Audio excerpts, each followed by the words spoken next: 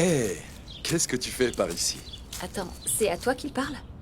Non, il a dû me confondre avec quelqu'un d'autre, c'est Oui, rien. c'est vrai que je te confonds souvent Mais avec... ça va pas? Vous n'avez pas honte? Comment osez-vous le toucher?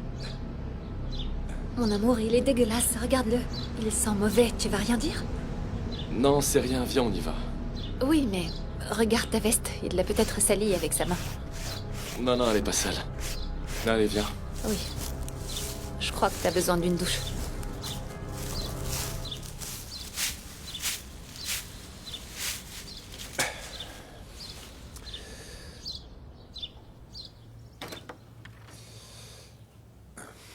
Salut, Eric.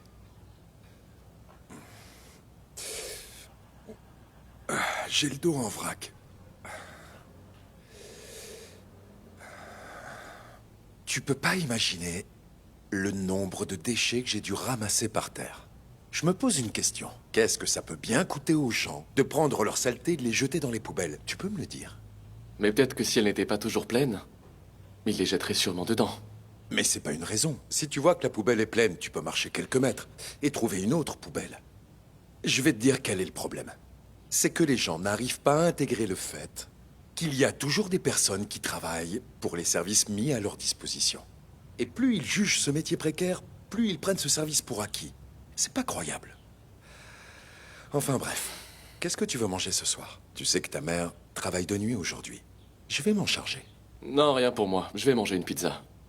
Ah, très bien. Est-ce que tu veux de l'argent? Tu vas manger dehors? Ouais. Ok. Ouais. Voilà. Tiens, Eric. Ça va te suffire? Oui, oui. Bah, en fait, avec Anna, on voulait tester un nouveau restaurant dans le centre et... C'est bon, t'inquiète pas, je ferai avec. Tiens, 50 € pour une pizza. Écoute, je suppose que c'est la fille avec qui tu étais aujourd'hui que tu sors. Tu sais, j'espère sincèrement pour toi que cette personne en vaut la peine, Eric. Papa, par rapport à aujourd'hui, je voulais te dire Sois que... tranquille, pas la peine d'en dire plus. Je peux comprendre. Tu étais avec une fille très jolie et aussi assez sophistiquée. Et ça ne doit pas être évident de présenter son père alors qu'il est sale et qu'il sent mauvais. Alors, tu l'as pas mal pris? Ah si, ton attitude m'a fait de la peine. Beaucoup d'ailleurs. Mais tu sais, Eric, quand tu deviendras père à ton tour, tu comprendras que la peine que j'ai eue aujourd'hui, ce n'est pas tellement parce que j'ai senti que tu avais honte de moi. Mais ça vient plutôt du fait qu'en tant que père, je n'ai pas réussi à te transmettre les valeurs qui t'auraient permis de ne pas avoir honte de moi.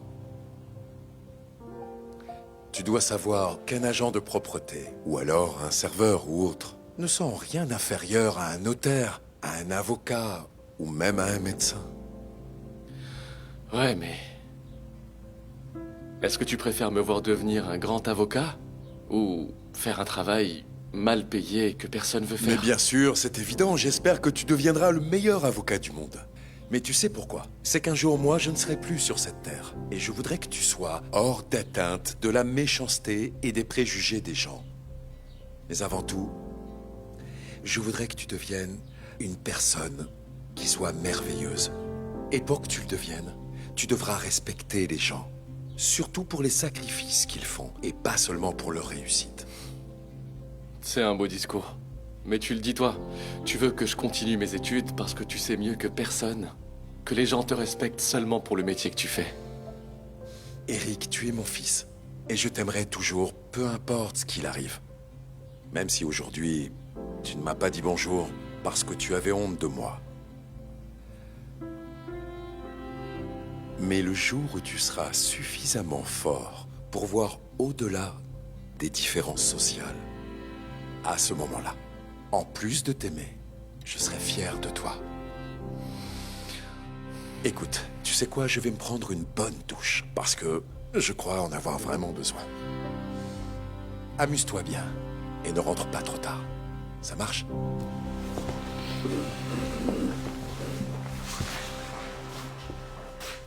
Ce restaurant est horrible. Franchement, est-ce que tu peux me dire ce qu'on vient faire ici?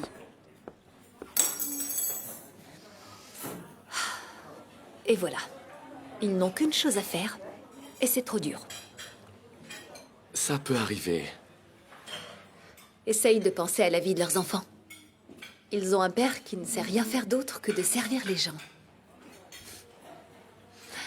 Et imagine un peu la vie de leur femme. Peut-être qu'ils n'ont pas beaucoup d'argent, mais ils sont heureux. Anna, ne te fie pas aux apparences. Mais je ne me fie pas aux apparences. Je me fie aux revenus. Et ces gens-là n'en ont clairement pas assez. D'ailleurs, j'espère qu'un jour tu pourras m'offrir un repas à base de caviar ou de truffes, plutôt qu'une vulgaire pizza. Bah, figure-toi que cette vulgaire pizza va quand même me coûter 50 €. Et alors? C'est censé m'impressionner. C'est ce que donne mon père comme pourboire. C'est le balayeur d'aujourd'hui qui pourrait se vanter d'une chose pareille. Je veux qu'on soit à la hauteur de mon style de vie. Ouais, tu as raison. Moi aussi, j'ai besoin d'une personne à ma hauteur. Et je viens de comprendre qu'avec toi, la vie que je mène ne me plaît pas. Quoi?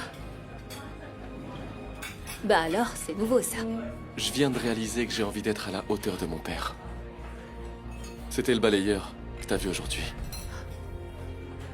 Quoi? Ton père est balayeur, j'ai bien entendu. Non, je suis le fils d'un homme extraordinaire qui est balayeur. C'est un homme qui vient juste de m'apprendre à ne pas juger les autres en fonction de leurs réussites ou leurs échecs. Anna, tu devrais apprendre à respecter les gens pour les sacrifices qu'ils font, et pas seulement pour leur réussite. Tu parles comme eux, tu sais. Je t'en prie, dis-moi que tu vas me quitter. Non, c'est déjà fait ça. Ah, et tu n'as qu'à trouver quelqu'un d'autre qui soit à ta hauteur pour t'offrir de bons plats au caviar, parce que les pizzas, je les prends avec moi.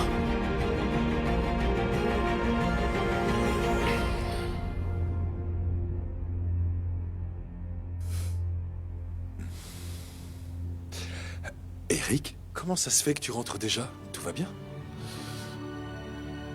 J'ai compris que celui avec qui je veux passer ma soirée, c'est toi, papa.